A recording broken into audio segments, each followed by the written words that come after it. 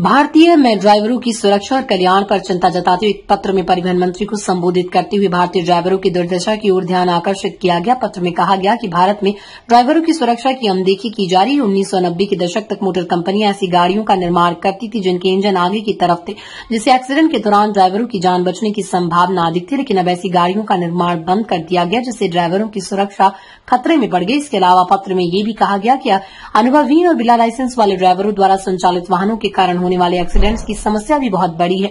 ऐसे ड्राइवरों के खिलाफ कार्रवाई करने की मांग की गई।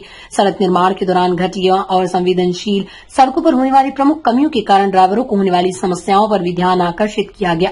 ऐसी सड़कों पर ड्राइवरों की सुरक्षा के लिए विशेष उपाय करने की मांग की गई। पत्र में यह भी कहा गया कि भारत में ड्राइवरों की सुरक्षा के लिए मानकों का पालन नहीं किया जा रहा है। ऐसे ड्राइवरों की सुरक्षा के लिए सरकार को आवश्यक कदम उठाने चाहिए। इस पत्र के माध्यम से भारतीय ड्राइवरों की सुरक्षा और कल्याण के मुद्दे पर ध्यान आकर्षित किया गया। आशा है सरकार इस मुद्दे पर ध्यान देगी और आवश्यक कार्रवाई करेगी।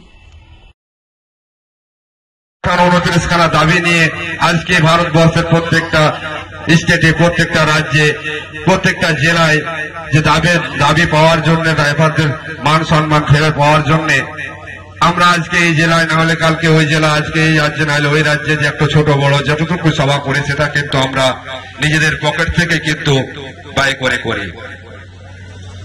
তাহলে ব্যয় করে করেই যাব, তাহলে আমরা কি সেটাকে কোনোদিনই মজবুত করতে পারবো না? না মজবুত করব না? অবশ্যই মজবুত করা দরকার। তাহলে মজবুত করতে গেলে আমাদেরকে মিডিয়া পারপাসটাকে সঠিকভাবে ইউজ করতে হবে। আর মিডিয়া পারপাসটাকে সঠিকভাবে ইউজ করতে গেলে আপনাকে যে পদেই কাজ করুন সংগঠনের ছোট বড় ভিডিও ফুটেজ কিন্তু তৈরি করতে হবে সংগঠনের নাম নিয়ে, যাতে আপনার সংগঠনের নামটা প্রচার হয়। সেই ভিডিওটা প্রত্যেকের কাছে যাতে